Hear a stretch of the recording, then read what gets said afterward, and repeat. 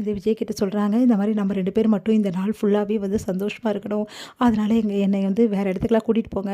நான் சந்தோஷமாக இருக்கணும்னு விரும்புகிறேன் அப்படின்னு சொல்கிறாங்க. அதன்படி காவேரி விஜய் ரொம்ப சந்தோஷமாக போயிட்டுருக்காங்க. அப்போ திடீர்னு வந்து காவேரி வந்து ரொம்ப பசிக்குதுன்னு சொன்னேன்ல அப்படின்னோடனே சரின்னு சொல்லிட்டு நிப்பாட்டுறாரு விஜய். அடுத்து காவேரி விஜயும் ரொம்ப சந்தோஷமாக வந்து ஒருத்தர் ஊட்டி விட்டு சாப்பிட்றாங்க. அன்றைக்கி ரொம்ப சந்தோஷமாக இருக்காங்க. அடுத்து வந்து காவேரி வந்து விஜய் கிட்ட சொல்கிறாங்க, இதுக்கப்புறம் நம்ம பிரியவே கூடாது, நம்ம ரொம்ப ஒத்துமையாக இருக்கணுங்க, ஒன்றா இருக்கணும் அப்படின்னோடனே, அப்போ நம்ம வீட்டுக்கு வரியான்னு கேட்குறாரு. இல்லைங்க என்னால் வர முடியாது அப்படின்னு சொல்கிறாங்க. நான் தான் சொன்னேன்ல என் அம்மாவோட அப்லோட் பிஸ்னஸை வந்து ரெடி பண்ணிவிட்டு கண்டிப்பாக வந்துடுறேன் அப்படின்னு சொல்லிட்டு இருக்காங்க. இதை கேட்டு விஜய் வந்து நீ ஒத்தையே வரமாட்ட காவேரி, எப்போ தான் நீ வந்து சொல்ல போறியோ எனக்கு தெரில, சரி வயிறு காமிச்சு கொடுத்தா நீ என்ன பண்ணுவ, இன்னும் நீ வந்து ப்ரெக்னென்சியும் வந்து எல்லாருக்கிட்டையுமே நம்ம சொல்லாமல் இருக்கோம், என் தாத்தா கிட்டேயே நான் சொல்லிடுவா காவேரி அப்படின்னோடனே, வெயிட் பண்ணுங்க, இன்னும் கொஞ்ச நாள் வெயிட் பண்ணுங்கள், கண்டிப்பாக நம்ம எல்லாருக்கிட்டே சொல்லிடலாம், அதுக்குள்ளேயே நான் அப்லோட் பிஸ்னஸே ரெடி பண்ணிடுவேன் என்னோட. போ காவேரி நீ எப்போவுமே இப்படி தான் சொல்லிட்டு இருக்கா அப்படின்னு கோச்சிக்கிறாரு. ப்ளீஸ் என் செல்ல புருஷனில் கோச்சக்கூடாது ப்ளீஸ் அப்படி சொல்லிட்டு கண்ணத்தை கிள்றாங்க. உடனே வந்து அப்படியே வந்து ஹக் பண்ணுறாங்க, கிஸ் பண்ணுறாங்க. உடனே வந்து விஜய் வந்து நம்ம காவேரி வந்து கிஸ் பண்ணுறாரு. அப்படியே 2 பேரும் ஹக் பண்ணிக்கிறாங்க. ரொம்ப நேரம் தண்ணியும் மறக்கிறாங்க.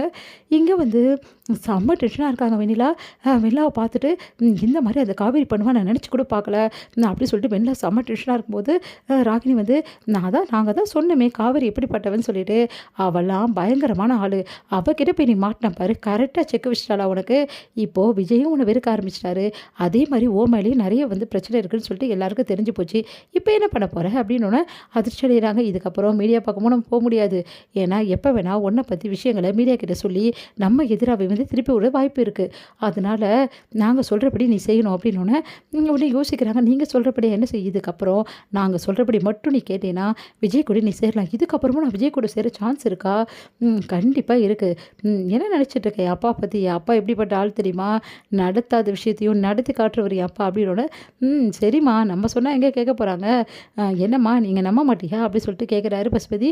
இல்லை அங்கிள் உங்களை நம்புகிறேன், நான் அதுக்காக சொல்லலை, இப்போ காவேரி விஜய் ஒன்றா இருக்காங்களே அவங்கள எப்படி பிரிக்க முடியும், அவங்கள பிரிக்கிறதுக்காக வழி இல்லை, 1000 வழி யோசிப்பா இந்த பசுபதி அப்படின்னு அதிர்ச்சியாக பார்க்குறாங்க வெண்ணிலா. கரண் வந்து நிவினை சமாதானப்படுத்துறதுக்காக போகிறாரு.